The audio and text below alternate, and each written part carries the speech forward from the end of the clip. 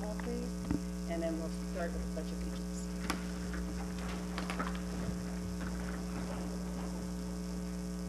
Pledge allegiance to the flag of the United States of America and to the republic for which it stands, one nation, under God, indivisible, with liberty and justice for all. Thank you all. Okay. So at this time, we are happy to take public comments, and any member of the public may address the Solid Waste Management Authority on any matter that is on or off the agenda. After receiving recognition from the chair, please state your name for the record. Any public comment?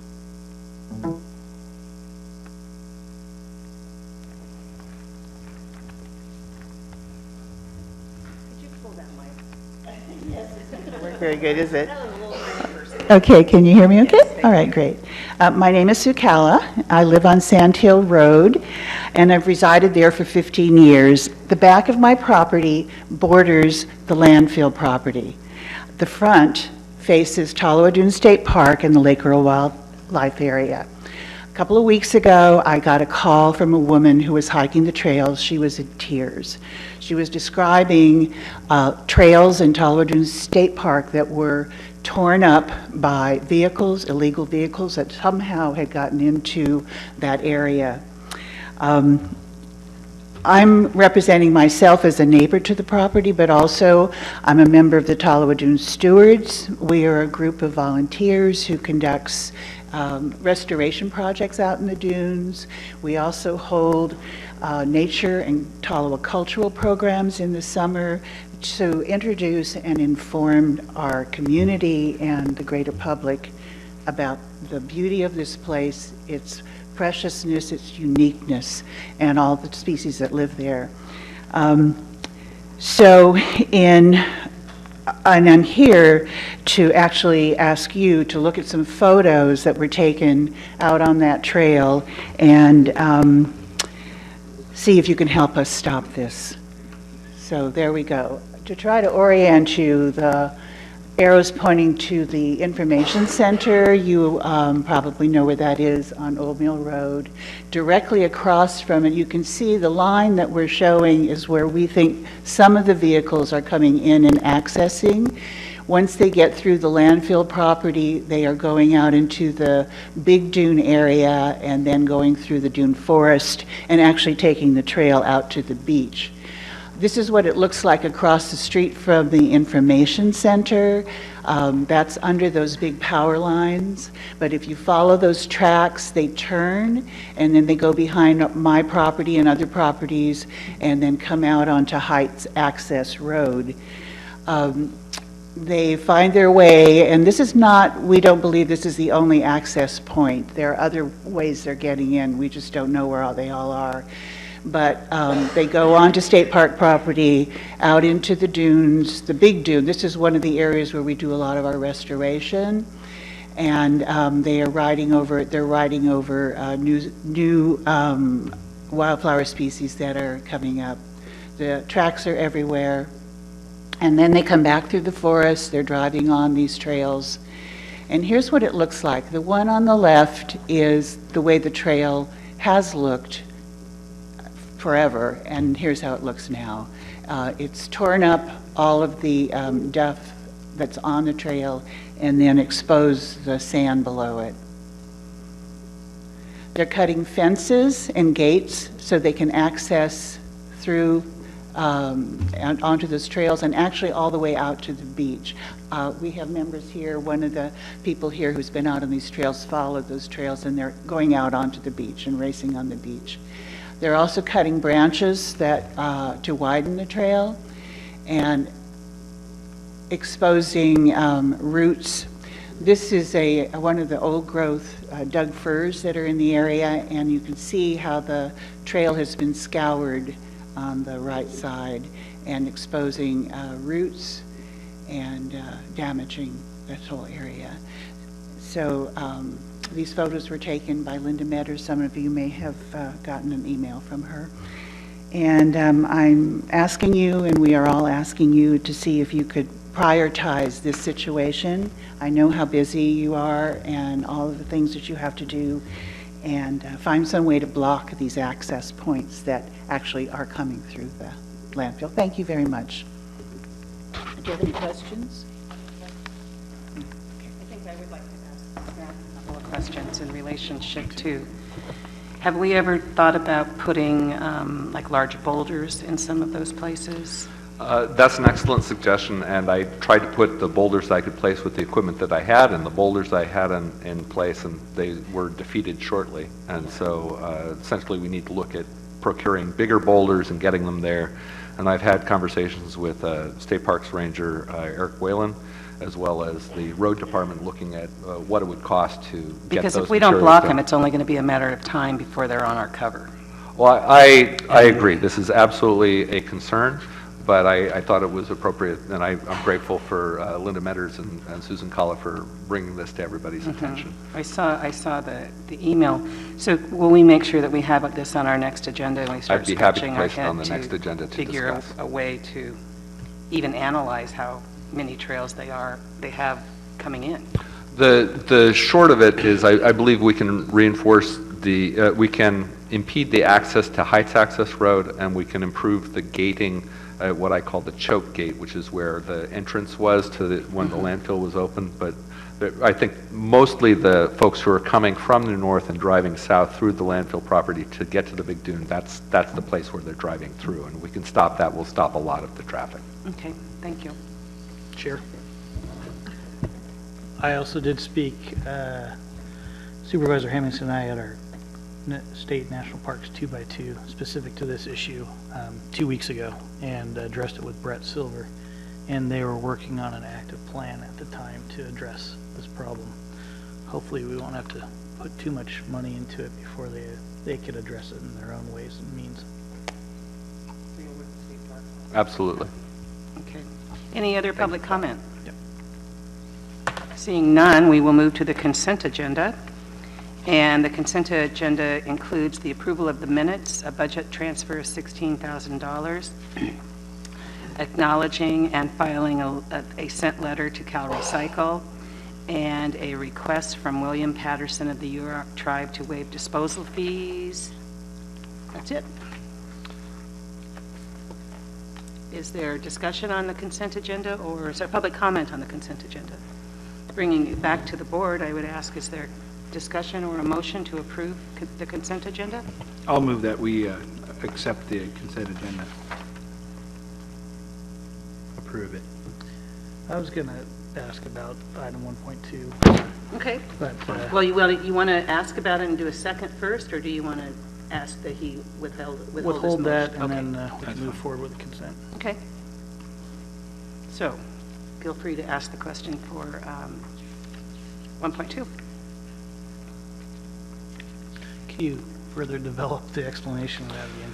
Sure. 1.2 is a budget transfer in the amount of $16,000, and essentially we each year, as part of our budgeting process, request that the county auditor give us projections for employee benefits and other expenses. In this case, the other one is, sorry. Professional services. Well, there's professional services, which will be discussed under item 6.2, but there's also retirement. That's also something we get a projection from the county. And essentially, retirement was coming in a little high, and employee benefits were coming in a little low. So that's the majority of the adjustment. And the other part of it was to make monies available for a contractor, which is to be discussed under item 6.2, to assist with the negotiations with the union for the new MOU for the labor agreement. Yeah, I was hoping you could develop more on the piece in your conversation, I guess, on your director's report specific to the budget transfer, where the money would be coming from. Yeah. So when we budgeted for the waste discharge requirements fees, which last year were over $70,000, that's what we put in this year's budget. And the State Water Resources Board, when they assessed these fees, had enough money in their budget that the amount was actually less than was charged last year. So this year, the total amount of the fee that they would be charging, were we to pay the whole fee, would be $57,191. And so there is currently an expected surplus in that budget line of over $16,000, and so we're transferring $4,500 of that to pay for these additional personnel services. So there's still a remaining budget in that line that could be transferred for future budget transfers, but there's plenty of money in there. And we're tracking year-to-date on cash flow just fine? Absolutely. Okay. Move to approve. There's been a motion to approve the consent agenda. Is there a second? I'll second. It's been moved and seconded to approve. Any further discussion? All those in favor? Aye. Oh, let's do a poll vote, please, since there was some money in there. So Commissioner Gastineau was the second. Who made the motion? Commissioner Howard. Okay, thank you. All right, Commissioner Gastineau, Yes. Commissioner McClure, Yes. Commissioner Inscore, Yes. and Commissioner Howard. Yes. Okay. So that brings us to our director's reports, item 2.1 through 2.5, and I'll turn it over to you, Ted. Thank you.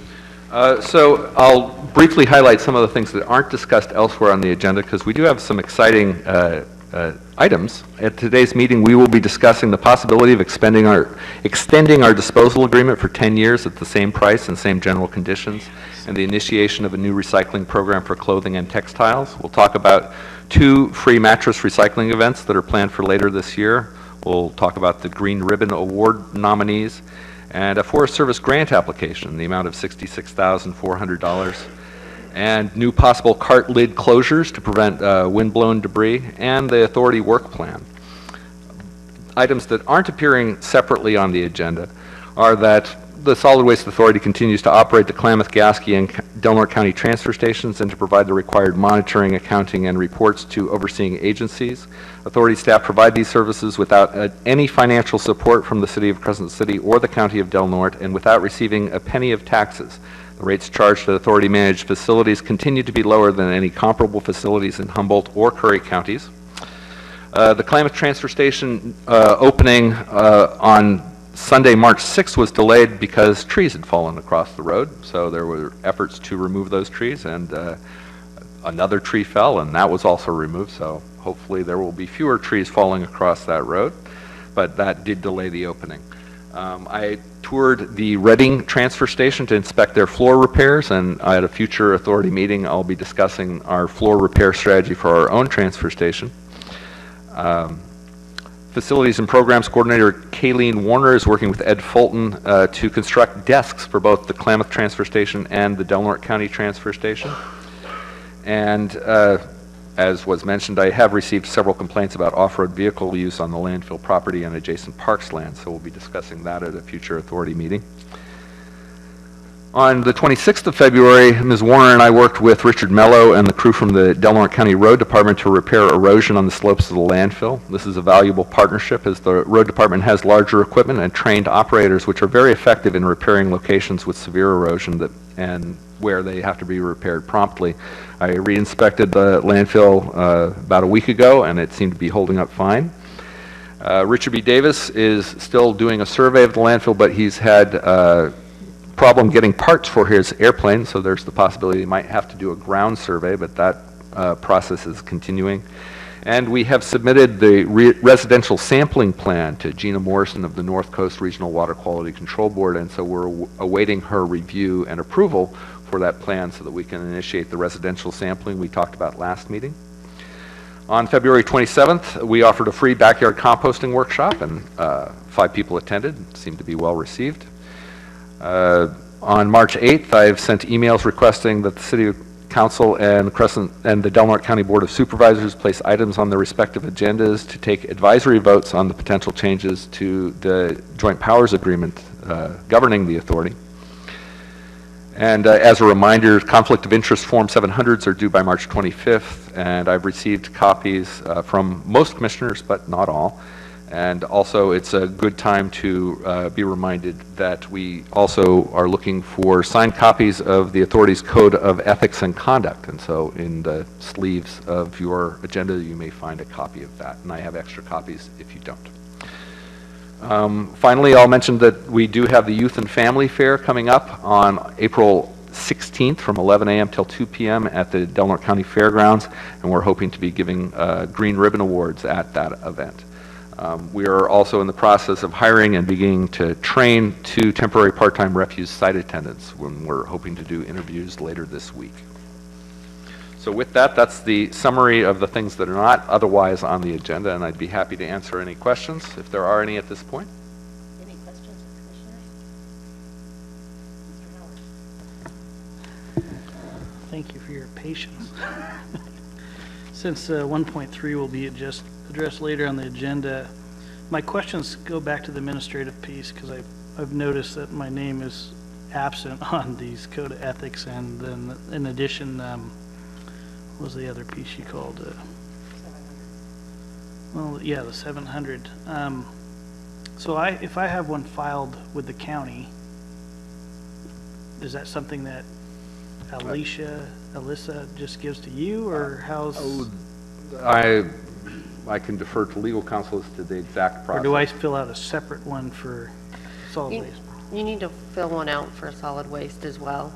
There is a process for future reference that you can fill out as a supervisor and then add an attachment with all your additional positions, public boards that you sit on, so you only have to do it once. But an original signed copy needs to be turned into each agency you sit on. So it could reflect the same information, it just has to say Exactly. Solid Waste Authority. Yes. Okay.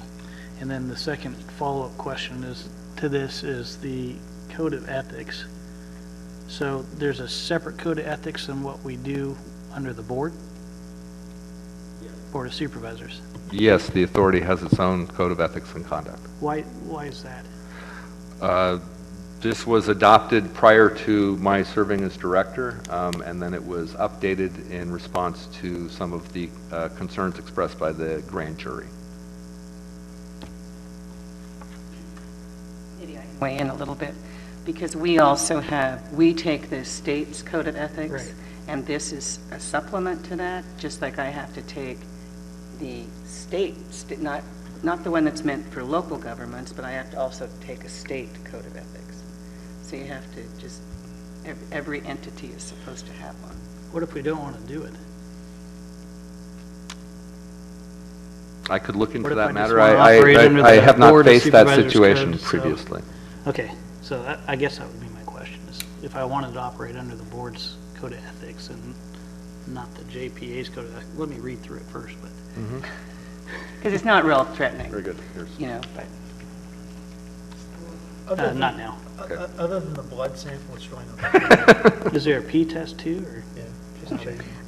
We're doing everything through DNA. Ron shaking his head, yes. But I also need a fresh copy because Yes, I don't do hard copies, so I don't have one in my folder. Thanks. So that takes us, any other questions on the director's report? I know it may feel kind of abbreviated, but we decided that he has everything listed that he's doing, and then if it applies to a specific point, that's where we'll have the full review. Right, so like on item 1.3, since it's agendized, there's no point in going into it now. Right. Got it. So that brings us to item 3 of the land post closure, and there are no items, and we will move to collection franchise with the presentation regarding the potential lid closures. I'm excited to hear about this. I know it's a strange thing to get happy about, but Yeah, when you have to go out and pick up your trash, it's a big different story. So I'll bring you here what I've Got. So, Is this better than the last one? you know, I try to wow you guys, but it doesn't always work, so we'll do our best.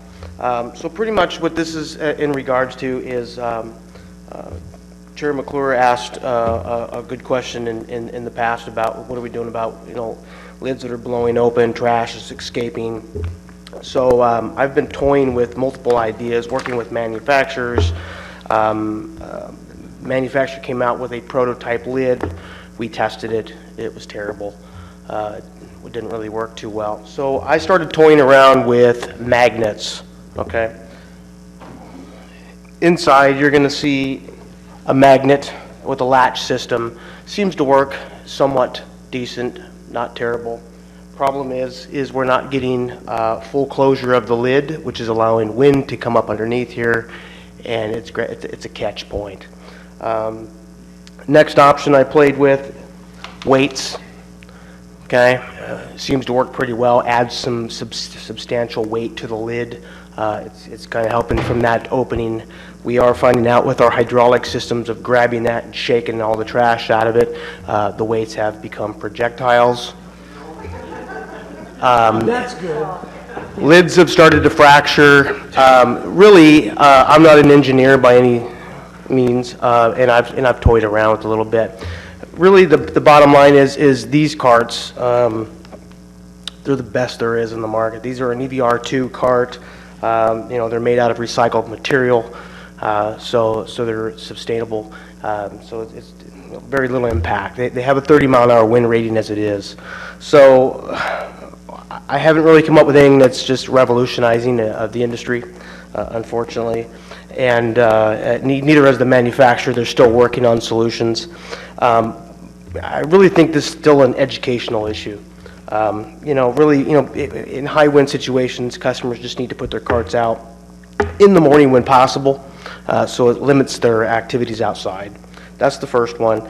Really, any loose material that's inside needs to be bagged. We have a lot of customers that just open the lid and throw wrappers on the top, and that's not doing us any good either. So we really want to push the education out to the customers, let them know, the top part of the material in the trash towards the end of the week, if you don't want to bag anything else, at least bag that and create a catch point for the rest of the stuff.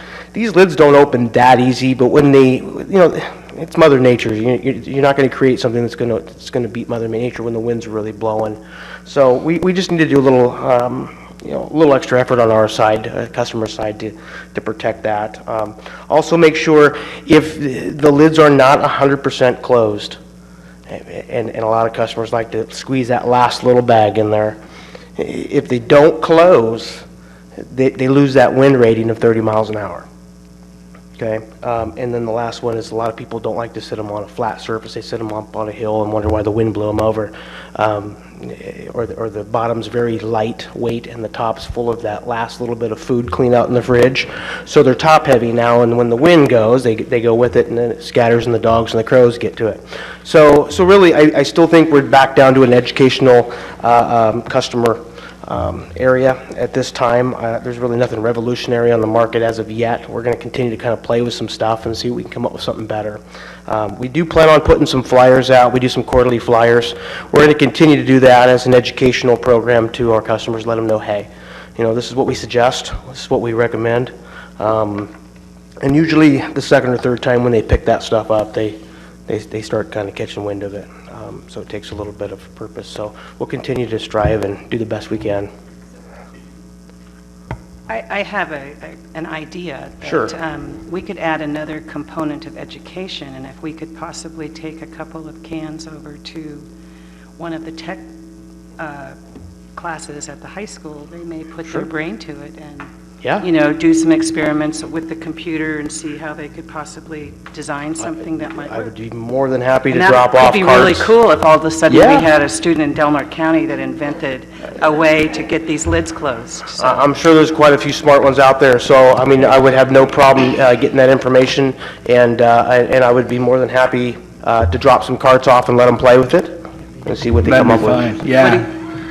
Right, yeah, Brett Laubel's class is our 3D design and Oh, prototyping yeah. class. And I was just thinking about that, it's like maybe a spring latch where they reach under and it unlatches, but when you put it down. The big problem is, you gotta remember, is with our It's being automation, shaken, is yeah. is that when they grab it, Right. if we can bungee cord it, a lot of customers like to use a brick. They put a brick right on the top in the wind, and then what our drivers will do is when they grab it, before they dump it, is they'll give it a quick shake, the brick falls off, and then they dump it.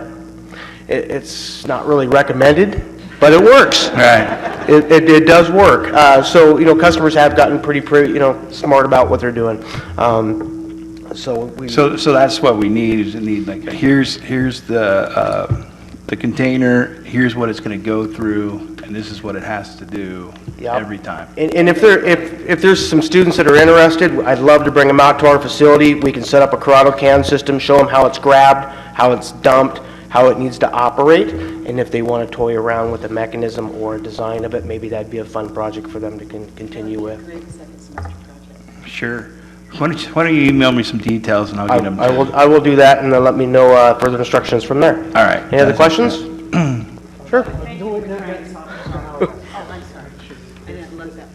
As long as we're on disposal devices, I've always had an interest why ours are so small compared, like when I go to my parents' place in Sacramento, they have 3 separate devices, one for organics, one for we have that. recycling, and one for, but the cans are like half the size of the one. This is our smallest can. Okay, I didn't feel like bringing the 96 down the stairs.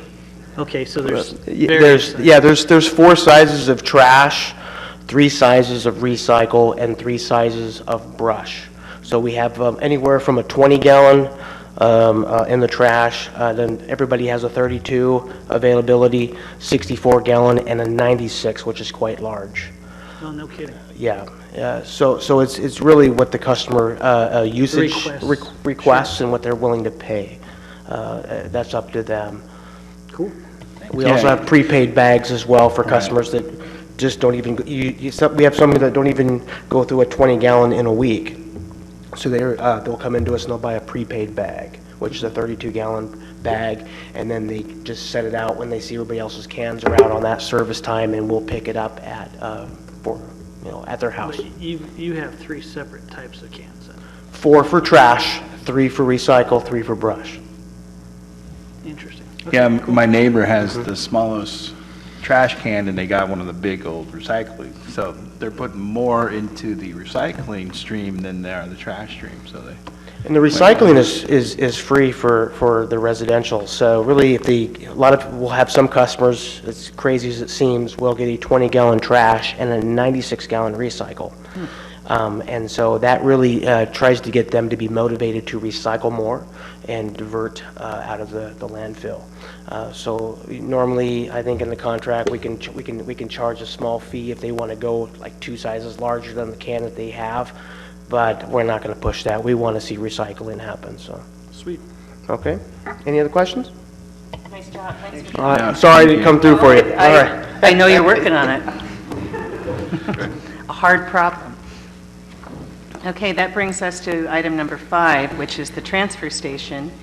And I think I want to take 5.2 first, just because I would like Hambro to kind of blow their horn a little bit about All right. the successful negotiations that they have done, and it's the discussion and possible action regarding the proposal by Hambro WSG to extend the transfer station operation agreement with Hambro WSG and extend the disposal agreement with Dry Creek Landfill and initiate and the initiation of a textile recycling at Del Norte County Transfer Station.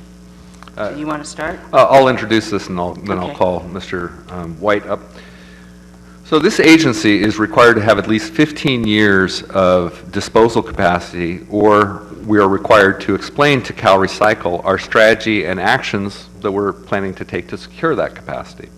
Hambro WSG has negotiated a continuation of our current disposal agreement for an additional 10 years at the same price and under the same terms. Plus, they are willing to offer textile recycling starting in July of this year if this extension is approved. This would be a great deal for our community, a wise and environmentally sound and cost-effective way for this agency to meet its obligations. So, Mr. White?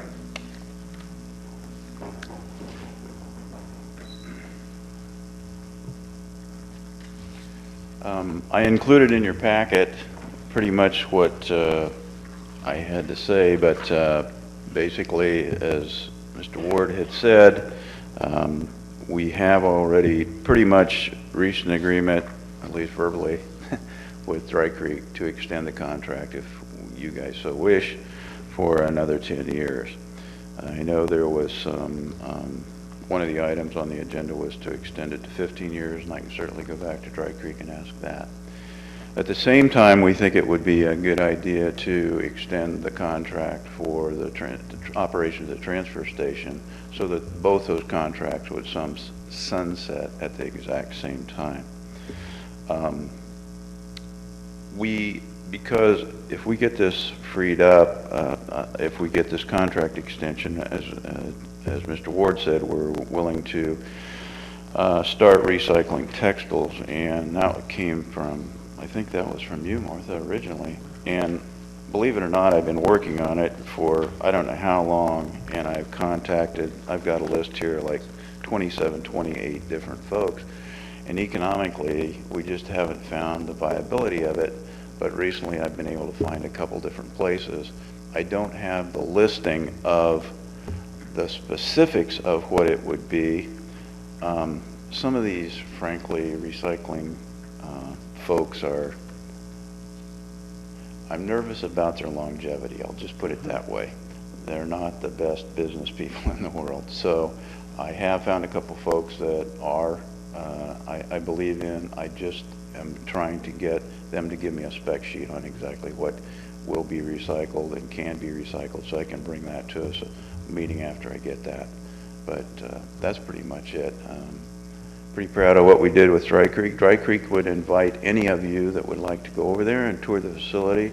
They've got 100 years of capacity left, and Hambro WSG would invite any of you that would like to ride over in one of our trucks and experience that. Come on. How long's the round trip?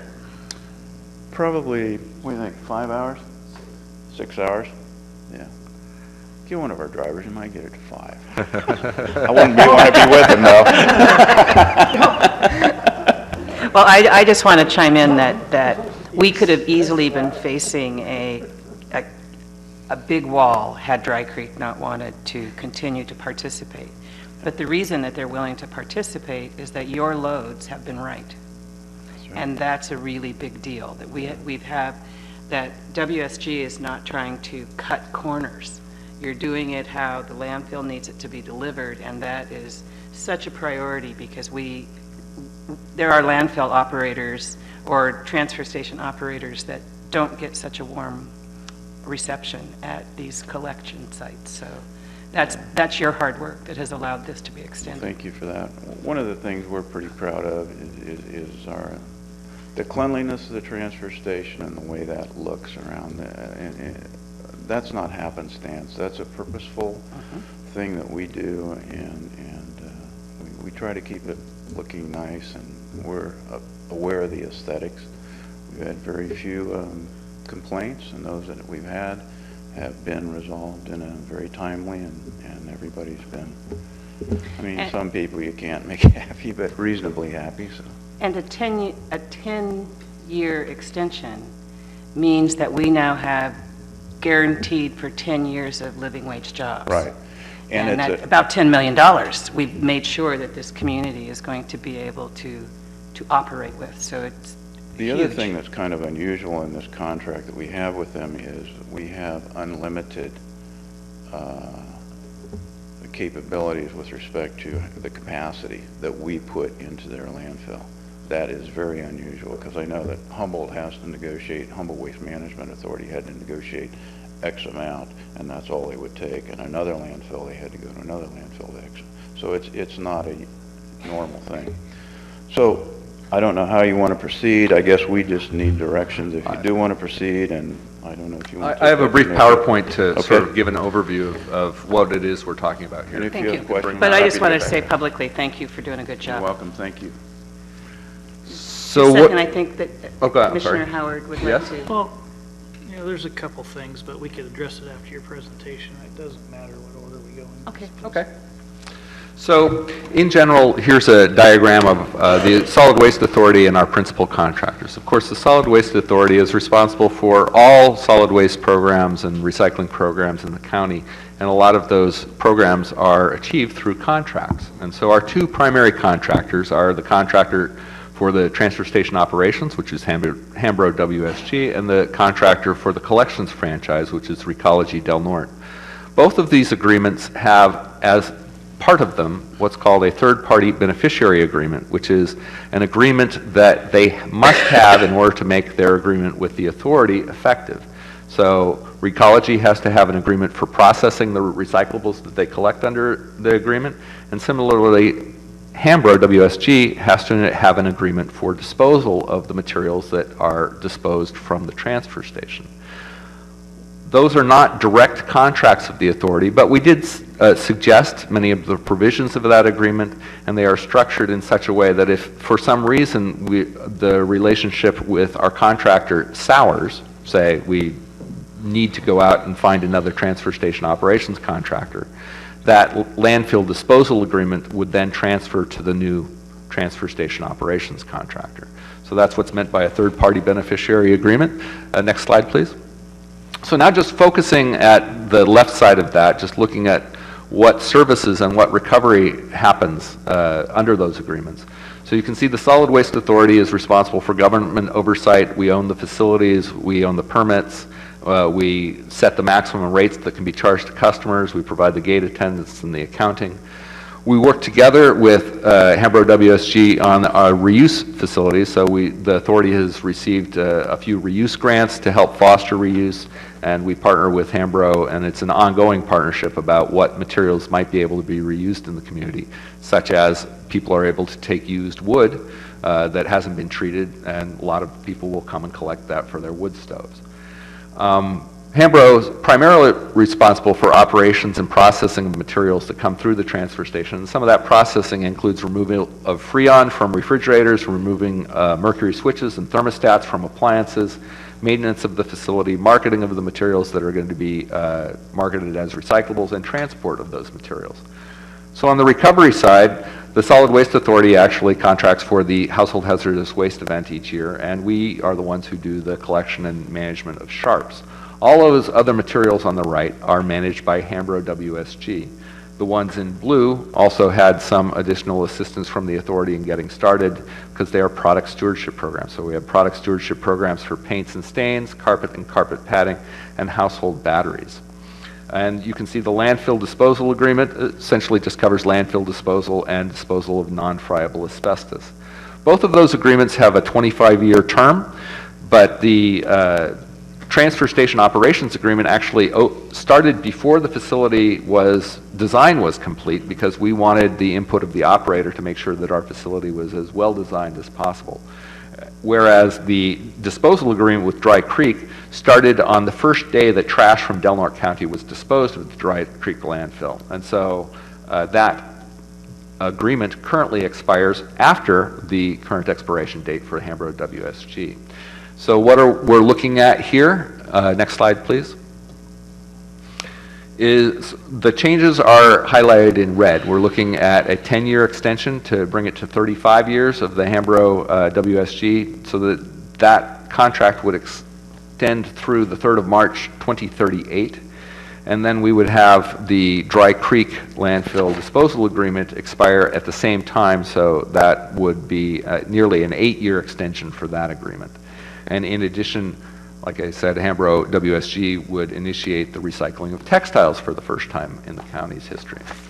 So that's what's on the table. We do not, at this point in time, we're not looking for necessarily approval, but we're looking for additional direction from the board. We have not yet drafted up a change order, but the details of that change order will depend upon the direction that you give us. So staff recommendation at this point is to extend both the transfer station operations agreement with Hambro WSG and the landfill disposal agreement with Dry Creek Landfill, so both these agreements expire on the 3rd of March 2038 under the same general terms and conditions. That we authorize textile recycling to begin on the 1st of July 2016, reducing the rate from $142.15 per ton to $75.15 per ton, with Hambro WSG being paid a service fee of $50 per ton of textiles received for recycling, and to place the negotiated change order on a future agenda for consideration and possible modification or approval by the authority board. That said, there is the possibility, because this is a really good deal, and if we could get more than 10 years of an extension on this disposal agreement, that would also be a good deal. And so if the board is interested in exploring the potential for getting an even greater extension, then the staff would be very receptive to that direction. Commissioner Howard. My questions are pertinent off that topic, more towards the textile piece and the mattress piece of the discussion. Okay. I don't know if it's appropriate at this time. Well, the textiles is, because that's going to be added to their service. I'm just wondering what that means, how it works, where it goes, how it's utilized. More importantly, the cost of doing it. So, item B, authorize textile recycling to begin. What's that mean for you in business? Because oftentimes these recycling programs, you know, I watch 60 Minutes, I know where computers go to die and TVs go to die, but I've never heard of the textile piece of a recycling program. I mean, what is the cost of you to do business to implement a recycling program for textiles? Until we and settle- how's it utilized? I don't mean to be evasive, but until we settle on a specific vendor to go to, I can't answer the question. I'm taking it on the come that we're going to be okay, and we may have offsetting costs that are higher than what I'm calculating that it'll be. I'm calculating we can do it for the $50 roughly that we put in there, a little bit less, so we may have a slight margin in it, profit margin, but not much. But we don't anticipate.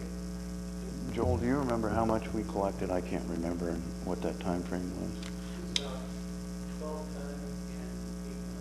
12 tons in 8 months is what we collected in the past, but that's dependent upon You haven't what is cleaned out my included in closet that. yet. Pardon? That's, you know, that might be a truckload a year. How do you define textiles? To be defined, I know I'm being evasive, but I don't have the definition around it. It could include, here's one definition. This is a flighty outfit, so we can accept clean, dry, wearable clothing. Small stain, small hole, missing button, okay. Clean, dry, usable linens and blankets. Small stains, okay. Decorative pillows. Wearable shoes and boots, gently worn, okay. Wearable singles, okay. Flip-flops in good condition, They're okay. a secondhand store. Purse, Oh. backpacks, belts, That makes hats sense now. in usable condition. Plastic toys. Plastic toys we would not include because we're already recycling that. So hopefully that mold-free, decent condition, that's the way it needs to be. So if it gets wet on the transfer station floor, we probably can't recycle it. If it's dry, so it might be better if people bring it in plastic bag or separate. My hope is that a lot of folks, when they bring it, can be source separated. If it's dry when it comes in the transfer station in a Recology truck, we'll pull it out. So is it fair to recycle. say, based on what Chairman McClure stated, is this really That going to a company is- secondhand store? That's why he or- said that one's Or is there a fake. broader type program where these essentially reusable goods go to? I mean, does it all go to a secondhand store type Salvation Armies or? No. It could go to rags, for instance. There's another program, and that's what I'm really looking into, and I hope we can get into that, is where they can use it for rags, and that can have tears in it, just not, it has to be held together with some thread somehow, and clean and dry. The big concern with most of these folks is, is it clean, is it dry, is it going to mold? The stains aren't so much as a problem, is it halfway clean? Those are the big things. Is it going to mold? Because we're going to have to store it for a while before we can transport it. Right now, just to give you an idea, the recycling market is 7 cents a pound delivered to Seattle, and that's going overseas. I called Smith River School District. They were taking shoes for free. They're no longer doing that. Commodities, as everyone knows, is down in the dumps. So it's real tough to start a program. I think maybe if the economy picks up worldwide, then we might see some more program. I joke, my mom was into shoes. She had some Ferragamo shoes, and I know there's some little kid running around in Africa with Ferragamo shoes on because she had very small feet. But anyway, so I don't know, I tried to answer your question, Chris. I hope I did as much as I could anyway, so. I think it's the best you know, I just. Right now, and I'll come back to you, believe me, as soon as I get this defined. And I've been working on it for a while. so. Yeah, risky. Okay. So worst case scenario, you just gotta haul it as trash. If you can't get it, But you just Worst took case it in at a scenario. lesser cost. huh? You Well, just- yeah, you're taking it in at half, right? Well, What's our standard? Yeah, yes, it would be approximately half Approximately the, half. So the worst case scenario is if you get some of this stuff that you can't get moved on with whatever vendor you get, Yeah. you might be doing We'd this at a separate loss. it, we would separate it, and if, you're correct, if we separate it and we can't get it, and we took it in and the scale house is taking it in at the lesser price, we're gonna have to move it out as trash, and then we're gonna have a negative on that.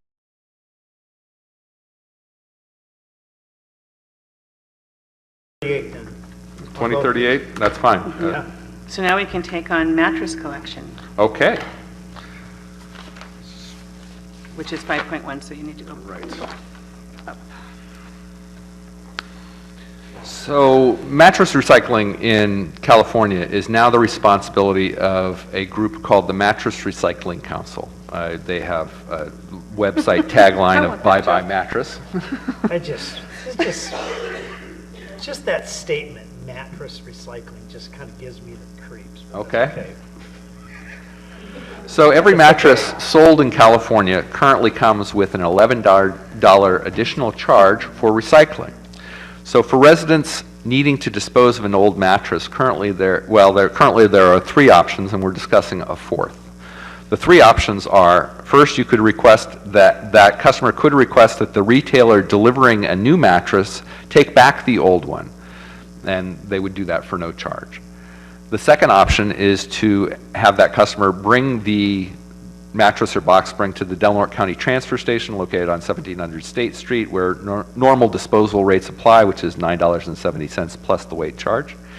A third option would be to have Recology Del Norte collect, if you're a residential or multifamily customer, to have them collect the mattress as part of the bulky item collection. Then you would have to call them to make arrangements for that, and there are limits on that service, but it's 464-4181. And the final would be, with the approval of this change order, there would be 2 free collection events for mattresses this coming year, one on June 4th and another one during our household hazardous waste collection event on September 10th. So during these events, Del Norte County residents would be allowed to bring up to 4 mattresses or box springs for no charge. So that's what the nature of this change order is. This is as much as we were able to negotiate with the Mattress Recycling Council, and I think it's a reasonable interim activity, at least to give some free disposal option to Del Norte County residents. So staff recommend the approval of this change order. Educate me, please. This is a mandated state program? Yes, it's mandated on the Mattress Recycling Council. And then we, as the JPA, have to implement? We do our best to negotiate what makes sense for our community. And so in this case, the Mattress Recycling Council is responsible there for collecting and managing the $11 per mattress, and then establishing recycling programs in each county. In our county, the amount of money that they were willing to offer would essentially require both Hambros and the authority to take a loss for every mattress that we received. We didn't think that was a very good deal, No. and we didn't take that deal. That's good. So what we did take is what's in the change order, or at least that's what we thought would be some kind of service available to the community through the Mattress Recycling Council. And we have hopes that in future, we might be able to get some higher level of service, because just to be really clear, I don't believe that having 2 collection events per year is an adequate level of convenience for mattress recycling. What are we gonna do with them? Yeah, where do you put them? That is worked out between Hambros and Hambro WSG and the Mattress Recycling Council during the collection events. Hambros would be staffing the events, and essentially they would be sorting into several different trailers, and the trailers would be going in different directions, some for disposal, some for recycling. So, under Cal Recycling, so in the hierarchy of things, there's Cal Recycling, and then there's the Mattress Recycling Council. Council under that. Kind of. This is a product stewardship program, which means that there was a law that was passed that established a product stewardship program, which is that there's $11 per mattress collected. And this has been advocated in part by the manufacturers because they don't like the idea of, say, Cal Recycle saying, all right, this is what you got to do to recycle mattresses. They would assert, well, as a private business, we're more efficient, and so we'll get the money and we'll set up the programs. So they now have charge of doing that. They're collecting the money, and this is the program that we've been able to set up.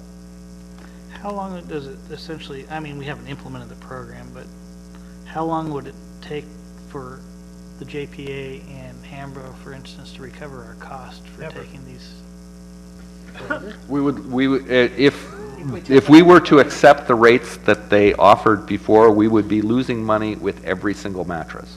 But because of the negotiated process, we'd come out a little bit ahead? No. Break We're still, even? no. This is. We're still losing. We're still losing money.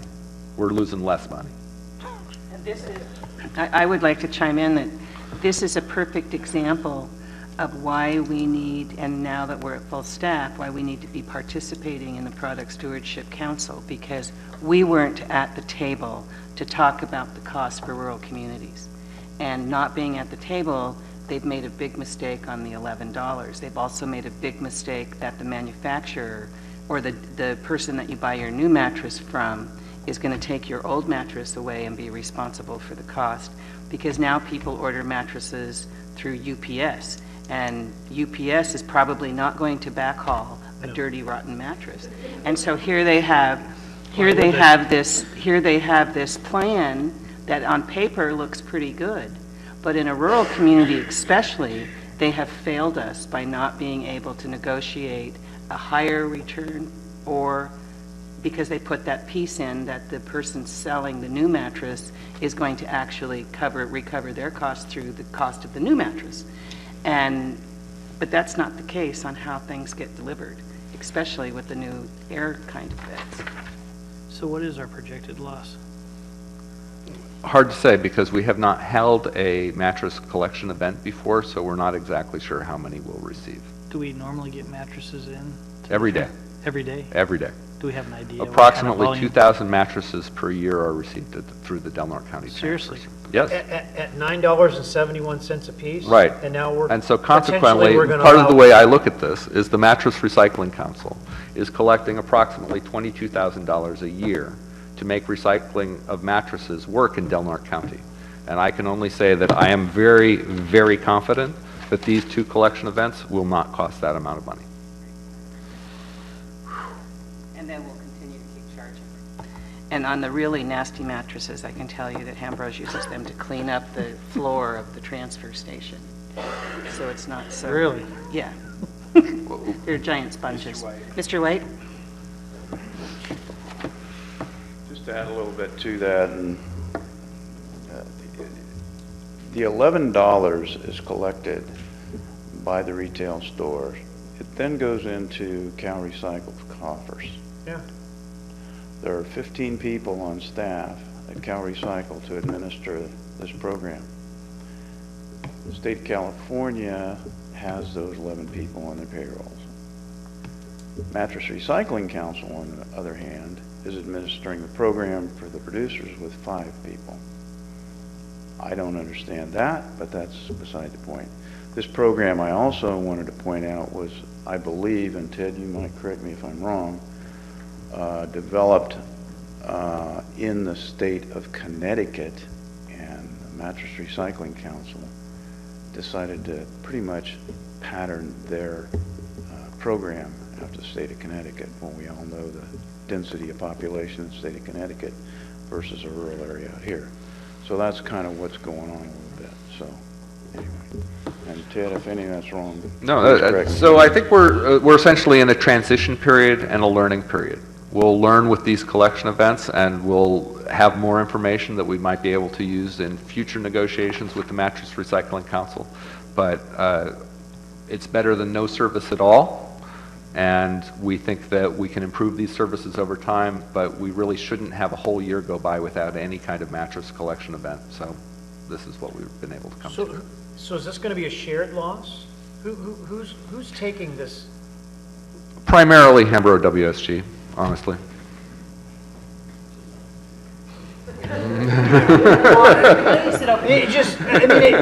I guess, it's another one of those illustrations where sometimes we think that we know what we're doing when it comes to, well, we got to recycle, we got to do all this, and the problem with that mindset is that with all these programs and all these things where we've got to be more efficient, and we've got to do this, and we've got to save this, and we've got to protect this, then all of those things come with bureaucracy just like this. And then while we think that we're saving the planet at the expense of our local business people, and it's just, sometimes I think we think we're smarter than we are. And it concerns me greatly that Hambro WSG is going to take this in the shorts because of the lack of an understanding of how this whole system is created, with salaries being paid out of my $11 for the mattress I bought last year for my kids, and there's no way to recycle that old one legitimately that doesn't end up costing this JPA or to our contractor. I think in a large municipality that it would, but in a rural community, it will not. Yeah. The recycling council will pay the recycler. So what's mandated is that the recycler, not us, the people that are actually taking the mattresses and ripping them apart and taking the batting, which I thought it would be the metal would be the most recovery dollars. It's not. It's the batting, and they have to separate the batting into several different, you know, this is polyester and this is whatever else, and this is something else. So they separate that. But they have to pay, incur a large cost to come up here. The recycler himself is going to take it in the shorts a lot more than we are. We're going to take it in the shorts a little bit on the staffing of it, but they're going to take it for the transportation all the way up here, and they're going to have some staff on during this recycling event too. And I think if we do this, that may well show, because a recycler who's a much larger entity than us little pipsqueaks in Delaware County is going to complain about this, and they're going to say they've got more voice than we do. So I think there is some possibility that they'll get kickback on this from the recycler, and a strong kickback from the recycler. So I think that approach might be the best approach for now, and hopefully we then can negotiate a stronger rate than we have. So Did you say $3 or something? Is that what they were offering? That was what they were offering, but that's not on the table at this point. Is there a sunset or a term to this? For this collection event, this change order really only applies to 2 collection events Just to the 2 this collection. year. Okay. I thought you meant the Cal Recycling. Okay. So on this collection event, everybody brings in their mattresses and they go down one big truck to wherever the recycler is. So I was thinking about, we were just joking about that, if we don't have one of these collection events, those mattresses are going to be out on our roads, they're going to be out in the dunes and everything like that. And then, does Recology, would we get a call, go out and pick them up? How much does that cost to bring in a mattress out of the wild? That's a really good question, and that's actually another part of this program. And I have signed up through the Mattress Recycling Council so that we can get some of those collection costs reimbursed, theoretically. However, like all of the details that we've just been discussing in this collection program, I have a lot of questions about how that whole system works, because, of course, paying for the cost for collection, well, that's a real cost, and then not paying at all for the disposal of the mattress, the ones that actually make it to the transfer station, that doesn't make a lot of sense to me. No, it doesn't. So, again, the discussion continues. You're right to question that. Yeah, and then another thing, of course, any mattress that comes out of the wild is probably soaked with water, and then it's like 10 tons to take that as opposed to recycled mattress. So as long as we get ahead of this and start doing these collection events, I think we'll come out better in the long run for sure, even though that they're not setting it up for us to actually recoup our We're still costs. relying on people's ethics to change, and I don't think you're going to do that, but we'll see. Do you need a motion? Motion to approve. The agreement for the change order 22 for operations of a transfer station recovery, transportation, and disposal of waste from the Delaware County transfer station to Delaware County. California. Second. Any public discussion? Ask for some.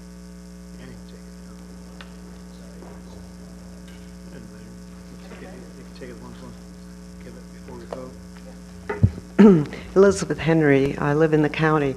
I appreciate Mr. Gastineau's comments, because as the discussion was going on, the idea is that there are people that are not going to bring that mattress in and pay that $9 and give the authority any money.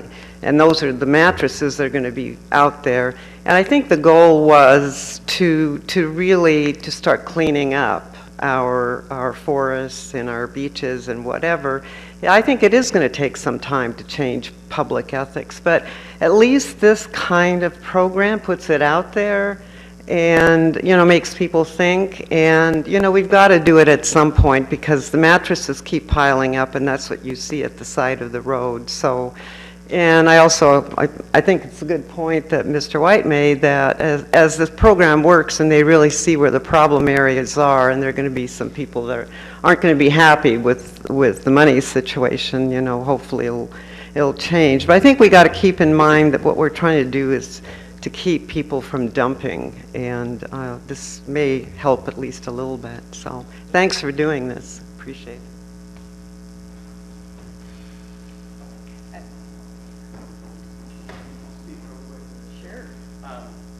Also, as a reminder, Jeremy Herber with Recology, General Manager. Also, as a customer of ours, you're allowed 2 bulky items a year, and we pick up quite a few mattresses as well, and we incur those disposal costs at the transfer station as well. So, majority of these people do use their bulky items for their mattresses. Our bigger items are going to be the barbecuers, refrigerators, and our mattresses seem to be the highest collection, along with some couches and things like that. So it's not just incurring the cost of what's going to be happening at these collection events. We're absorbing some of that material through us as well. Also trying to keep those being dumped in illegal places. So, you know, customers have that choice as well. It's another option for them. Chair? Yeah. Can I ask a question? Is the number of the 2,000 figure, would that include Recology's mattresses that wind up at the transfer station annually? It includes all of the Recology mattresses that come through the transfer station. Yeah. Okay. Yeah, they keep a pretty good, I think you guys keep a pretty tight count on mattresses that come through as we dump them as a bulky item, so they should be accounted for. How far does that data go back? Oh, we have data since we opened the transfer station in 2005, and before then when we were operating the landfill. I just have one other comment, just so they're clear. I'm absolutely in favor of these events. What I'm not in favor of is the fact that we are collecting money from people that's now being put in other people's pockets, that's not coming back to take care of companies like Recology and Hambro, who end up having to do this work. I find that offensive, that a consumer is mandated to pay $11, and a good portion of that $11 is going in people's pockets instead of back into the process of actually accomplishing recycling. That bothers me. I don't think that's not what I think we're signing up for when we talk about recycling. We're not signing up to create new boards of people to manage things. We're trying to accomplish the purpose, and that is what our contractors do. So I want to support our community and clean it up, and I appreciate the ability, but I guess I would really appreciate the fact that our contractors are willing to do this to support this community, and they need to be applauded for the efforts that they do when they're not getting that money back to them that I think the program was designed to do somehow. And maybe when we do this, and with the recycler and our local contractors can show this is the volume that we have and this is what it's costing us to accomplish this, that maybe that will be the voice that we would have had up front.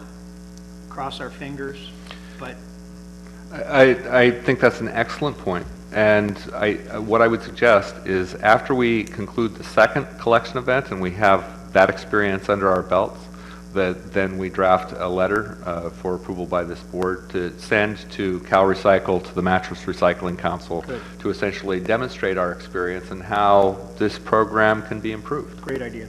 Yeah, thank you. Any further discussion? Would you poll the vote, please? Commissioner McClure, Yes. Commissioner Inscore, Yes. Commissioner Howard, Yes. Commissioner Gastineau. Yes. Okay. Moving right along, we're at number 6. And 6.1 is the discussion of possible action regarding Del Norte Solid Waste Management Authority work plan for 2016. Christina, could I have the next PowerPoint, please? Thank you. So on the front page of our work plan are the purposes of the Solid Waste Authority. We have 6 purposes, and previously for other boards, I have used each of these as an educational item and discussed what the details of each of those are, and I'd be happy to do that. But generally, we have 6 purposes. They include facility planning, development, permitting, management, and gate attendance. And that would be for the Del Norte County Transfer Station, the Klamath Transfer Station, and the Gasky Transfer Station. We have requirements under the California Integrated Waste Management Act, which is also known as AB 939, for planning, reuse, recycling, composting, and household hazardous waste programs. We have obligations to oversee the collections franchise and set the service standards about what are the rules that we operate under about how materials are collected, what materials are collected, how they're separated. The authority is responsible for setting and controlling the maximum rates to be charged to customers for these different services, and to adopt ordinances addressing blight and illegal dumping. And finally, the authority is also responsible for landfill maintenance, monitoring, and reporting. So all of the activities described in our work plan go under those 6 major goals. So I'll just highlight some of the things that we've got in this year's work plan. So for instance, one of the things we just did, working with Rogue Valley Disposal to secure and negotiate future disposal capacity, is on our work plan. Another thing that's on the work plan is inspecting at least 2 transfer stations to look at how they've done their transfer station floor repairs. So I'm just trying to underscore that some of the things that you've already heard about, that we've already discussed, are also in the work plan, because that's how we try to set our priorities. Also, that was a deferred option, but something we just got direction to do, is working with Hambro WSG to develop additional resource recovery options, such as textile recycling. We have on our work plan to work with the Regional Water Quality Control Board to develop and revise the waste discharge requirements to hopefully reduce our overall expense for regular water quality monitoring at the landfill. And we're also hoping to sample residential wells near the landfill property, also in an effort to get approval for a reduction in our annual permit. That's not a guaranteed result, but it is the intent that we're trying to achieve. For instance, next month we'll be discussing under our agreements with both Hambros and Recology is annual price adjustment based on the Consumer Price Index. So inflation changes, and it's appropriate that rates change addressing inflation. However, it's not necessarily true that all costs increase with inflation. And so on each of these contracts, they have a percentage of the Consumer Price Index, and that percentage is applied to their contract. We So see that go down last year, didn't it? It did go down. There was a small price reduction because this is under contract, and they actually are set to request the change before they actually know what the change will be. So again, that's how it is this year, though we do anticipate a small cost increase this year.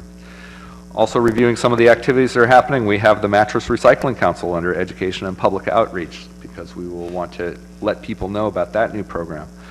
We have, under our work plan, coordinating and supporting beach, river, and neighborhood cleanup activities. So on the consent agenda, for instance, you approved support for the Klamath River cleanup, and later on this agenda we'll be discussing a grant application the agency has drafted for possible submittal to help clean up the Forest Service properties. And to promote waste prevention, reuse, and composting, for instance, through the Youth and Family Fair, which is coming up on April 16th.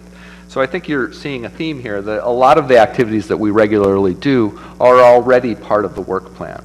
But I encourage each of you to look through here and make sure that if you think that there's something we should be working on that fits under the general 6 purposes of this agency, then it's appropriate that you suggest that and we add it to the work plan.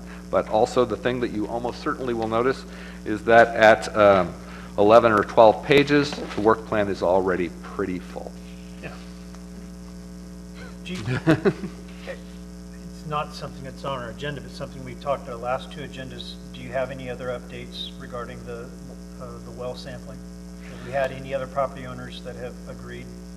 Right now, we have targeted 2 properties, and we've put those in the residential sampling plan and submitted that to Gina Morrison of the Regional Water Quality Control Board, and we're awaiting her review of that proposal. Is one of those the one submitted by the tenant as opposed to the actual owner? You know, we had more. That would be correct. That is one of the properties. So we haven't got any more. We're still with the 2. No, we're still going with the 2, but we're awaiting her review. Okay. So with that, I'd be happy to answer any questions. But another thing to notice is there are still a number of deferred discretionary activities that previously were on the work plan but have been deferred as we're still trying to catch up. And while we now have a full complement of administrative staff, at this time we are pretty short on gate staff. We had 2 permanent gate staff find other positions, and so we're hiring, and unfortunately it takes about 5 months from the point at which we say we need to hire additional people to the point that they're actually trained and able to do it. So part of how this agency is resilient is that each of the administrative staff will work the gate. So for instance, this weekend I worked both Saturday and Sunday as a gate attendant because that was what was required to keep our facilities open. And so people deserve their breaks and lunches, and we just only have so many staff who are able to do this. And it's not the kind of job that we can pull additional staff from the county or the city on because, one, it takes a good amount of training to be a gate attendant. It's not just a cashier job. Is the difficulty because people don't want to work or because we're very selective in the people we want to work for us? It takes, it's mostly the length of time more than anything else, I'd say. From the time that, like I said, we say, all right, we need to hire somebody, and then we work with the county personnel department, and then they let notice that we're hiring, and then they have to have time to receive those applications, and then they go through their review process. And then once they're actually hired, it takes a good 3 months to train somebody who is then able to work on their own under the conditions that we have. So that's... So do we have a number of people who get into that process and then just don't make it? Absolutely. So it's not an easy job, and it just takes a while to develop. Job. It is a job. Yeah, well, okay. Well, I appreciate the frustration that has to be for you to try to keep staff. I appreciate the sympathy. We really do the best we can, and I think the board, and part of the reason I mentioned this is to make sure that the board knows you have really good staff, and they're very dedicated to the job that we do, and they do it well. So this is, question? Yes, for the director. So going through this, I think it's the second time I've read over the work plan now. My hope, and I think you've at least attempted to do this, between mandated, and mandated as you defined it is basically state or regulatory requirements? Or something we've committed to under contract.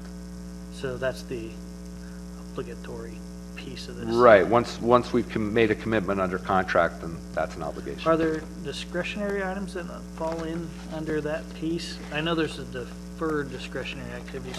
What's exactly lengthy conversation? What's an example of a discretionary item then that falls in under our? Well, for instance, as was mentioned, working with the California Product Stewardship Council, which is a statewide advocacy organization with respect to product stewardship programs. So that's a discretionary activity. We can be part of that conversation or not. But when we're not part of that conversation, then sometimes laws get adopted without our input, and they don't necessarily work very well in the rural communities, such as the mattress recycling program. And so from an future expense standpoint, that might be something we pay a great deal more attention to going forward now with full staffing. Exactly. Because obviously that affects us in the long run. Right. So how when you're budgeting then, under these various activities for the plan, do you go down this list and then do you assign a number in your mind what it would cost to implement this portion of the plan in a given fiscal year? No, that's not exactly how I look at it. It's more a matter of, we have gate and accounting staff, which keep the facilities open. And so those hours and duties are somewhat fixed. And the other activities are both a combination of meeting our obligations in terms of testing, monitoring, reporting, meeting our regulatory requirements, and then trying to do as many of the discretionary activities that we can, depending upon the particular timing. So it's looking at our obligations and then looking at the discretionary activities and trying to see and meet what is the priorities as expressed by the board. Do you see any of these items that would push you over a given fiscal year's operating budget?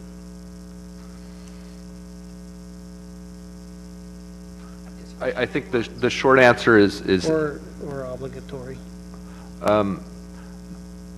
Probably not is the answer, but it's a little hard to say because, for instance, we have union negotiations coming up. So there's some uncertainty in terms of the overall staffing cost for next year. So. Yeah, an unforeseen cost of bringing on a contractor potentially to negotiate the process, which was an unforeseen expense at the beginning of this budgetary year. So would it be fair to say then basically everything that's under our mandated and obligatory ongoing work plan, it is all part of the day-to-day operations within our personnel costs, our contract costs? Looking at this again, basically everything that's on here is part of doing business. It's not like a to-do list outside of what it takes just to do business as the Solid Waste Management Authority. Is that? That's correct. But there were items that essentially fell through the cracks based on some of the reports then that we've read over the last 2 years from there have shortages. Been because of staffing shortages and really we have been short-staffed for an extended period of time and we are still catching up. And so we are still juggling priorities and trying to do the best we can with what we've got. But some of that is that when we are short on gate staff, no matter what our administrative priorities are, sometimes the administrative staff have to work the gate because we have to be open as job one. Yeah. I just want to chime in that the importance of something like participating with Product Stewardship Council. How many pilot projects did we get as a county? Yeah, we had pilot projects for, the battery recycling program is still continuing. Sharps, we worked on fluorescent bulbs. We weren't able to get a successful program there, but we were very engaged at a point, and then. And they were listening to us, and the reason they were listening was because we had 2 really tight contracts that were really good contracts with Recology and Hambro, and then we had the oversight group, and we had a system that they said, yeah, we'll do that for rural America, unlike, you know what some of the other rural communities offer with their, we could be Curry and just have an open dump still. So they weren't very into it, those kind of communities. So Product Stewardship Council likes to take people that are doing the yeoman's job with their trash and their recycling, because those are the programs they know that could possibly pull it off in rural counties. And so that's why they had picked us. So hopefully we're going to get back into dialogue with them again, because as they do pilot programs cost us $0. And we get to take that first year and experiment and see how it works. And that's how the Sharps and battery collection and carbon recycling and the list goes on came about. The other thing that happens is that by showing commitment to groups like that, or the Environmental Services Joint Powers Authority of the Regional Council of Rural Counties, the former director was regularly appearing at those meetings, and he was also frequently elected to the boards of those entities. And so that gives a bigger voice to our community, and we haven't had the capacity to engage at that level since. No, I think the chair's brought up a good point. Participating in these kind of things eventually allows us not only to pay attention to what's going on, but kind of get ahead in decreasing our costs per se. But because no one really believes that there's only 26,000 people in the county. You know, I mean, that for starters. It's hard to believe sometimes. But when we go out and we get some of these pilot programs like the fluorescent bulb and the batteries, that's great. Do those programs add capacity in the sense of dollars to your personnel cost to offset implementing the programs? I mean, how's that work generally? I think the best example to discuss on that is our paint program. Previous to the product stewardship program with Paint Care that we have now, where we accept all paints, stains, and lacquers in their original non-leaking containers every day for no charge. Previously, under our agreement with Hambro WSG, they were required to take in non-aerosol latex paint for no charge. That was part of the requirement of the agreement, and they ate the cost on that.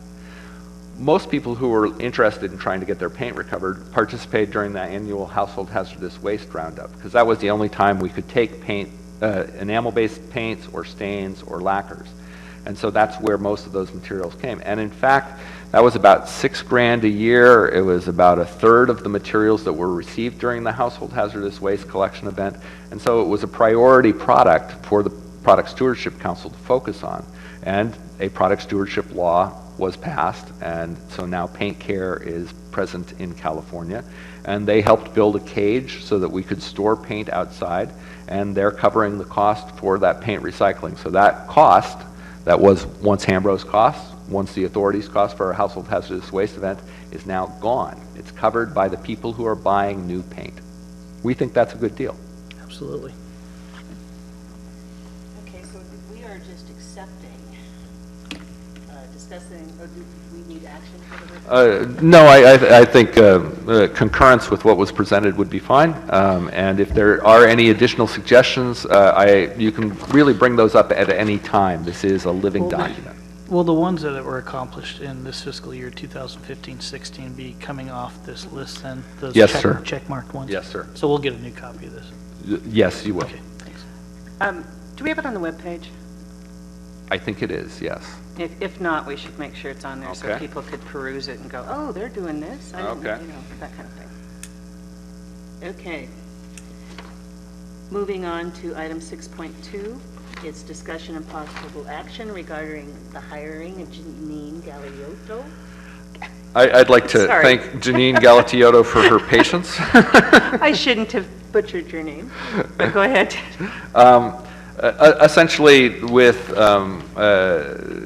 Joey Young no longer being with the county and having inquired with the county to see who would be available to participate in the bargaining session with our union, there was no one available for the county, and so consequently we need to hire somebody who has that kind of personnel expertise. I made a series of phone calls, and Ms. Galiotto appears both the most qualified and the most reasonable price, and so staff are recommending approval of an agreement with Ms. Galiotto for an amount not to exceed $4,500. A bargain. But you always do it for the greater good of the community. That's who you are. Is there any discussion on this item? No, it is a bargain. I motion to approve. So Second. there's a motion to approve the, public comment. I'm sorry. There's a motion to approve the contract with Ms. Janine Gallic. How come I'm not saying your name right today?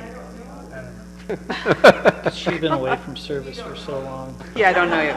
Not to exceed $4,500 to assist with negotiations. Good luck.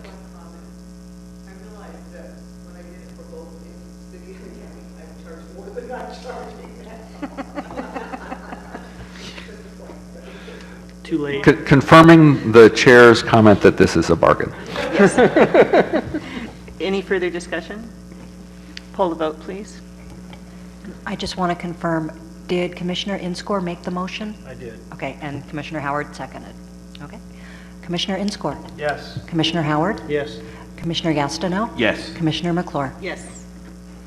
Okay, 6.3, discussion and possible action regarding the application for the United States Department of Forest Services Title II Project Grant Program in the amount of $66,400. Thank you. So here on your screen are the main project goals and objectives of this grant application. Essentially, it is to assess and prioritize cleanup sites on U.S. Forest Service lands in Del Norte County, to build and enhance the capacity to assess and clean up illegal dump sites, to improve site security at the Gasky Transfer Station, to reduce litter, to remove abandoned vehicles and debris from Forest Service lands and watercourses, to support river and forest cleanups by nonprofit groups, to restore cleanup sites and place impediments to further dumping, and to document and forward evidence of illegal dumping to law enforcement for prosecution. So this grant would help us build capacity to clean up many of the outlying areas that we have in the community, even those outside of Forest Service lands. For instance, if we had a contractor who could do cleanups safely, we would use that same contractor to clean up some of the landfill property that has been recently dumped on. While that would not be part of this grant, that's a good example about how this grant can help build capacity so that we can do cleanups in future. I'm anticipating that the actual cleanup activities would occur over a 5-year period, depending upon the number of dumps, where they are, and how long it would take to clean them up, although the monies, if approved, would be issued during a single fiscal year and then bled out as needed. So we're working with the Forest Service to identify and prioritize the sites first, and then we'll go from there. This is not, by approving this application, you're merely giving direction to staff to submit and to follow through with this application through the application process. It does not necessarily mean that this is approved as a grant or that we would be doing this project. Questions? Which one wants to go first? Go ahead. 2 questions. One, first on salaries. Who do you anticipate implementing it if you are awarded? Right. The biggest hunk of salaries I was thinking would go to the county code enforcement officer, but that may change. It looks like the code enforcement officer may retire in the next few months, and so somebody will need to be engaged in the site assessment and the cleanup planning process, and Mr. Mason is very adept at that, but I have hopes that if he's not available, either someone else from the county or it would be authority staff. Could it be contracted out under this current proposal?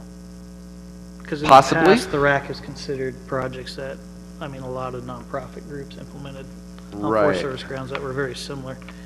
The cleanup administration because that role is really key to how much each cleanup costs, you know, whether or not you roll up a bin, for what sort of equipment you use, how much you're using, which kind of group. All of that makes a difference in terms of how much a particular cleanup site costs.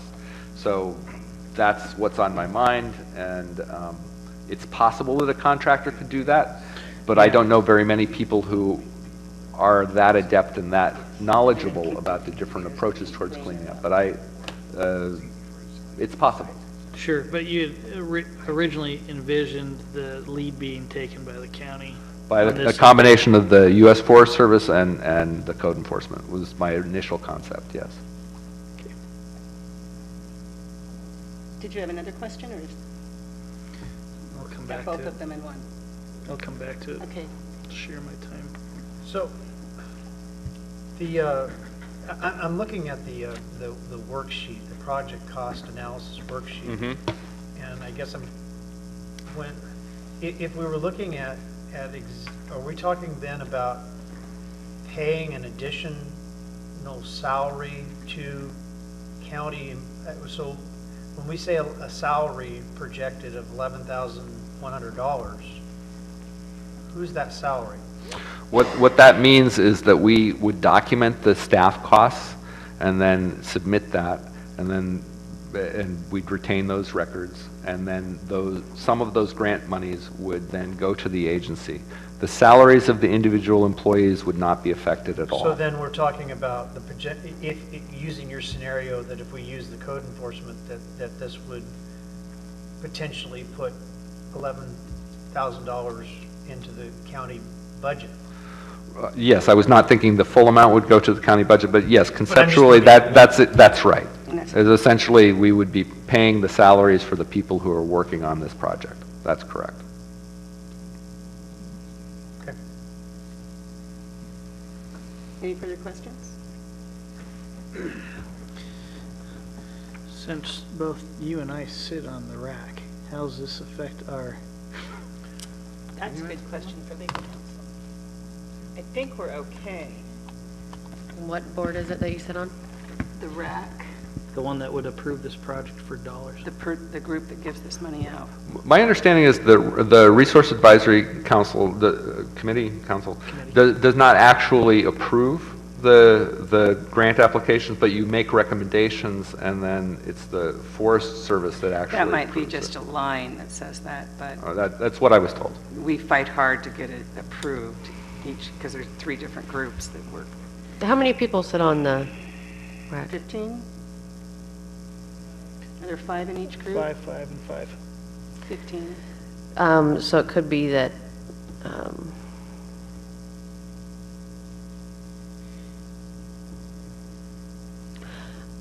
I know that there have been people that actually sit on the RAC that have also been approved with applications. And that was. But they recuse themselves from. that's what I'm thinking, if it voting would on be those. easier to recuse yourself at the RAC level, since we need, in order Yeah, to we get need- anything done, we need 1 county vote. So, what group are you on the RAC, Chris? I'm the pink, You're the pink. We call them the pinkos as our. I'm the resources piece of the group. We do. I'm yellow. We call us the sunshine. No. Yellow, blues, and pink. Don't even ask. It's craziness. crazy. We just have fun with the I'm color sure. thing. But Sounds I would like a be, blast. I would be more than willing to say that I would recuse myself from the RAC on this item, and then I you think could I'd have the. to also. Yeah, well, I think that, well, then I would, that way you could recuse yourself today if you think it's going to be a unanimous vote, and then you could still vote on the RAC if you wanted. But I could recuse myself now so we could get the number of votes that we need. Yeah, but some of our groups are lacking currently. I know, I think yours, Warm bodies. isn't yours the one that Yeah. sometimes misses people? Yeah. Where my group is usually there Yours the is, whole time. you've got 5 right Yeah, now? yeah. and We've got 4. So see. It's complicated. It's more important for you to be able to vote there. Yeah. Because. We don't have too much government, that's for sure. Good Lord. There, So that works. I'm going to You're at recuse either myself level. from this vote. Okay. so is there a motion to Just agree to wait, submit? So who will manage the grant? Will we manage the grant? Will you manage the grant? Staff manage it? Will it be done at the board level? No, the staff would manage it Okay. under my direction. All right. So is there a motion to apply to the Secure Schools Authorization two-year extension Public Law 114-10 Six River National Forest Title III Project Submission Form to the USDA Forest Service? Well, I'll make that motion, as long as I don't have Did to you get re-say what it? you Did just you said. get that? Because I got it out of the title. Okay. Is there a second? Sure, I'll second. Any further discussion? Any public discussion? Any public discussion? I'll bring it back to the board and ask for a roll call vote, please. Commissioner Inscore. Yes. Commissioner McClure. Yes. Commissioner Gastineau. Yes. Okay. That brings us to item 6.4. And I don't know if Chris has I don't know if he has it on back there. You want to get him or? Oh. No, I'll just introduce. You still awake down there? I'll introduce 6.4, which are the green, are you guys at a meeting? Yeah. Oh, I'm sorry. Oh, That's okay. Item 6.4 is the discussion and possible action regarding the 2015 Green Ribbon Awards. So this is an annual award that the authority has issued most years, except for last year, due to staff shortage. And it was discussed with the Del Norte Solid Waste Task Force, and they added several recommendations. So for outstanding reuse and repair service, there are 3 nominees. Northcrest Secondhand for repairing and reselling appliances for over 20 years. Our Daily Bread for operating a reuse and resale thrift shop, including salvaged items from the Del Norte County Transfer Station. And Gabe Pamplona, who does metals reuse and recycling. So those are 3 different nominations. The board can opt to award 1, 2, or 3 of those. For outstanding individual cleanup effort, Wendell Wood was nominated posthumously. For exceptional dedication in collecting litter, he was frequently volunteered to remove trash and debris around the Lake Earl Wildlife Area. For outstanding service, education service or program, the Coats for Kids program was nominated. That's put together by Bi-Coastal Media radio stations for collecting and distributing 1,981 donated coats to needy youth in Del Norte County Curry area. For most tons recycled, Julinda Recycling is once again nominated for recycling 3,372,000 pounds of recyclable material in 2015, and for continuing to be the only buyback center in Del Norte County for beverage containers for processing all materials collected in the curbside recycling program and all of the community drop-off recycling sites. For outstanding product producer responsibility program, the Carpet America Recovery Effort and Hambro WSGs are nominated for recycling 123,520 pounds of carpet and carpet padding last year. The outstanding business effort to improve the environment, the nominee is the Ocean Air Organic Farm for establishing a small-scale family farm dedicated to improving the environment by growing organic crops and operating a community-supported agriculture business. Organic farming is beneficial to water quality, soil conservation, biodiversity, and reduces dependence on fossil fuels without using genetically modified organisms. The Lifetime Achievement Award, Jordan Kekry was nominated posthumously for lifetime dedication to recycling and community improvement. The Outstanding Multifamily Recycling Program Award is nominated to go to Redwood Cove Apartments. They have a convenient floor-by-floor recycling for all of their tenants. And the Outstanding Community Cleanup Effort, there was discussion of nominating the 5th of July cleanup crews, and staff recommend that we defer that because a lot of people volunteer for that.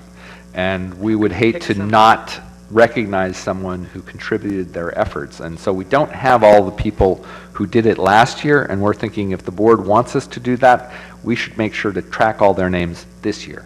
And then next year we can give them an award. So those are the nominations. Essentially the board can approve all of them or make additions or modifications. Sure. Discussion? Public comment? I'll bring it back to the board. I would possibly like to add a category, and I don't know if we even have it yet in our community, but talking to community development or Crescent City, the planning department, for the green award for the buildings that are saving the most energy.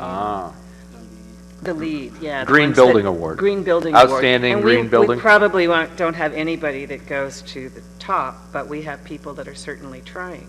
And I think we have builders that are trying, so, and that those 2 departments could probably tell you their top people of building. I'd be happy and to add maybe, that. isn't your building down at the wastewater treatment? I mean, they may get it. Okay. You know? So just, Yeah. should we accept whoever? Giving an award to the wastewater treatment plant would be really good right now. Well, it's just, Just saying. Because we're so popular. well, but you can tell that there are other people that are paying attention to the good work that you're doing. It's true. Thank you. I Mayor would be assume happy if to the receive that. if the board concurs with that recommendation, that you'll leave it to staff to try to make our best recommendation in that front. I think that this is awesome, so. Any other categories or any other suggestions of people? didn't pay close attention to trying to think of other people because I thought everybody on here was good. Since we missed a year, my recommendation would be on the first category, just go ahead and give an award to all three of those suggestions. I think that they're all worthy suggestions, and I don't want to I'm going to select chime one. in here on this one. I have to say that and while I really appreciate every effort that's made on reuse and recycling, I have some hesitation about Mr. Pamplona receiving an award because it, as one person said as we were discussing this at the task force, perhaps we shouldn't be giving an award for most recyclable material in storage. There is that. It's a big yard. There's lots of activity there. All I can say is I have reasons to hesitate. Lots of collection. There's lots of questionable. Okay, then go with A and B. I'm good with that too. Thank you. I don't have a I'll problem. take the heat for it. So, is there a Do you motion just or- need direction, or you need a motion? I think consensus direction actually is adequate for Can we this. Good give you awards. direction? Okay. And I'm assuming that there's also concurrence that the chair is authorized to issue these awards at the Youth and Family She Fair? sure is. It's really kind of a fun day. Good. You get down there. The youth and family fair is kind of fun. I'll take your word for it. It's been a while since I last attended. When you were a youth. Okay, that brings us to closed session, where we are going to have a quick conference about labor negotiations. We plan on no action at this item, and then we will step out and adjourn. I'd recommend we stay in here since it's a war zone in our closed sessions chamber. Oh, because they're using it, so we're going to need to be in here. Wait, it wasn't when I left here alone. They're getting all the new terminals, all the new elections. It's full of boxes all over our table. To note before people leave is that the next authority meeting will be a special board meeting on April 5th just to discuss the appointment of the public member. So that's April 5th at 3:30 at this location.